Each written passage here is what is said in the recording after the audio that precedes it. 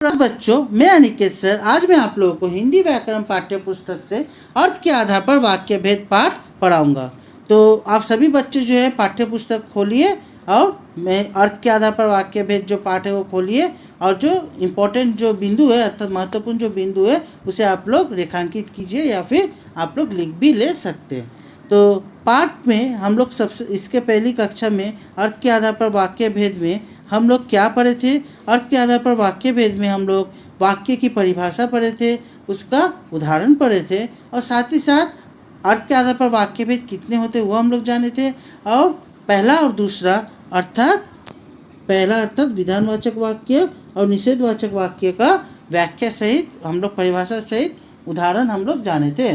तो विधानवाचक वाक्य का मैंने आप लोग को यही कहा था कि सामान्य सूचना या शाश्वत कथन वाले सामान्य वाक्यों को विधानवाचक वाक्य कहते हैं। जैसे कुछ लोग नियमों का पालन करना अपनी शान के खिलाफ समझते हैं। ये बच्चों सामान्य सूचना दिया जा रहा है। शाश्वत सत्य जो है वो है कि पृथ्वी सौर परिवार का अनोखा ग्रह है, ये शाश्वत सत्य है। और दूसरा भेद जो है निषेधवाचक वाक्य, इसमें हम लोग पढ़े थे कि जिन वाक्यों में न का भाव निहित हो अर्थात न, मत या फिर नहीं, इन सब शब्दों का प्रयोग हो उसे हम लोग निषेधवाचक वाक्य कहते हैं। जैसे सड़क पर कभी नहीं खेलना चाहिए, ये बच्चों हो गया नहीं शब्द का प्रयोग किया जा रहा है, ये हो गया निषेधवाचक वाक्य। दूसरा अगर हम लोग उदाहरण ले धूप में मत खेलो, ये यहाँ पर भी मत शब्द का प्रयोग किया गया इसलिए इसे निषेधवाचक वाक्य में रखा गया है। तो मैं आप लोग को थोड़ा पुनरावृत्ति कर दिया पिछली कक्षा का। अब हम लोग जो है आज की कक्षा में हम लोग जो है शेष जो मतलब शेष भाग है वो हम लोग पढ़ेंगे। उसमें से प्रश्नवाचक वाक्य, विस्मयादिबोधक वाक्य और आज्ञावाचक वाक्य, ये तीन हम लोग परिभाषा सहित उदाहरण हम लोग जानेंगे। तो प्रश्नवाचक वाक्य किसे कहते हैं? प्रश्नवाचक वाक्य की परिभाषा अगर हम लोगों को जानना है तो वो ये है कि जिन वाक्यों के माध्यम से कुछ पूछा जाए तथा जिनके मूल में जिज्ञासा का भाव रहता है उसे हम लोग प्रश्नवाचक वाक्य कहते हैं। और जिन वाक्यों से प्रश्न का भाव प्रकट हो और इनमें कब, कहाँ, क्यों, कैसे आदि शब्दों का प्रयोग किया जाता है उसे हम लोग प्रश्नवाचक वाक्य कहते हैं।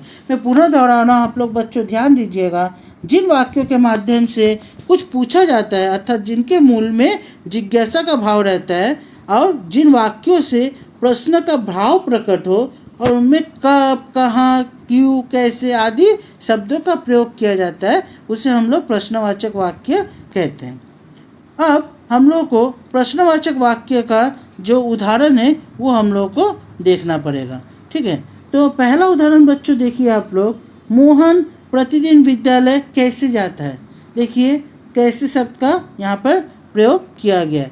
तो और साथ ही साथ यहाँ पर क्या है, आखिर में प्रश्नवाचक चिन्ह भी है, इसीलिए ये प्रश्नवाचक वाक्य का ये उदाहरण है। दूसरा उदाहरण देखिए, तुम कहाँ गए थे। तो यहाँ पर कहाँ शब्द का प्रयोग किया गया है, ये भी प्रश्नवाचक वाक्य का आपका जो है उदाहरण है। साथ ही साथ यहाँ पर आखिर में प्रश्नवाचक चिन्ह भी प्रयोग किया गया है, ठीक है। तीसरा उदाहरण है, तुम पढ़ने कब जाओगे। इसमें भी कब शब्द का प्रयोग किया गया है, प्रश्नवाचक वाक्य का ये पहचान है। और साथ ही साथ आखिर में क्या है, प्रश्नवाचक चिन्ह भी है, तो इसीलिए ये प्रश्नवाचक वाक्य का उदाहरण है। चौथा उदाहरण है, ऐसी धूप में बाहर कौन खड़ा है। ठीक है, यहाँ पर भी कौन शब्द का प्रयोग किया गया है, साथ ही साथ आखिर में प्रश्नवाचक चिन्ह भी है, तो इसीलिए ये प्रश्नवाचक वाक्य का उदाहरण के अंतर्गत हम लोग रख सकते हैं। काफ़ी सरल है बच्चों। अगला जो भेद है वो भेद है विस्मयादिबोधक वाक्य।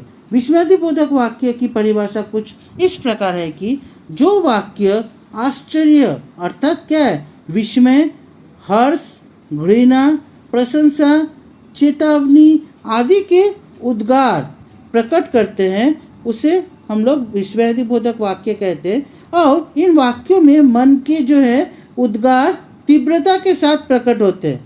इनकी पहचान अफसोस, छी, वाह, अरे, आह, सावधान, अच्छा आदि देखकर की जा सकती है। और इस प्रकार के वाक्य के अंत में एक चीज़ ध्यान में रखना है हमें कि यहाँ पर अंत में विस्मयादि बोधक चिन्ह भी लगा हुआ होता है। यह बच्चों विस्मयादि बोधक चिन्ह है, एक्सक्लेमेटरी साइन जिसे इंग्लिश में कहा जाता है, विस्मयादि बोधक चिन्ह है। इसे हम लोग क्या कहते हैं? विस्मयादि बोधक वाक्य कहते हैं।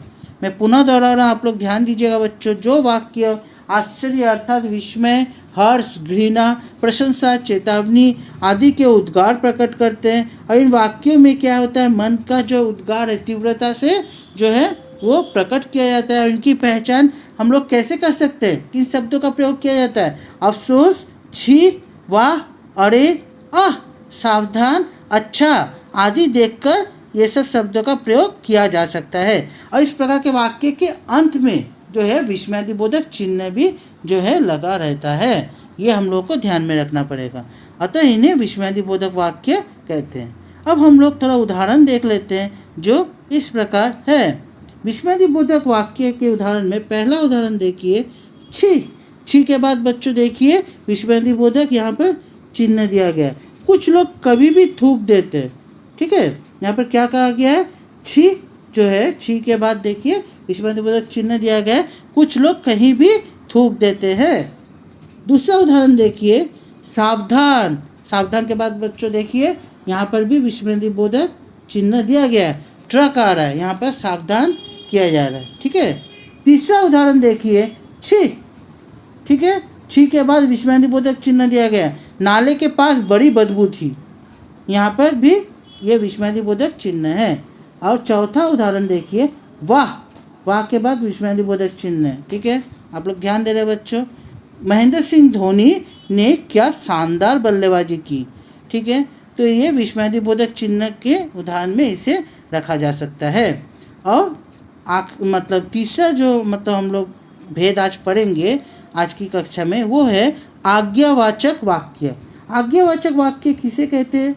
जिन वाक्यों में आदेश, निर्देश, निवेदन का भाव होता है, जिसमें आदेश, निर्देश या निवेदन का भाव होता है, और जिन वाक्यों में आज्ञा या अनुमति लेने का बोध हो, उन्हें आज्ञावाचक वाक्य या क्या कहा जाता है? विधिवाचक वाक्य कहा जाता है। मैं पुनः दोहरा रहा हूँ, आप लोग बच्चों ध्यान दीजिएगा। जिन वाक्यों में आदेश, निर्देश, निवेदन का भाव होता है, और जिन वाक्यों में आज्ञा या अनुमति लेने का बोध हो, उन्हें हम लोग आज्ञावाचक वाक्य या फिर विधिवाचक वाक्य हम लोग कहते हैं। इसे विधिवाचक वाक्य भी कहा जाता है।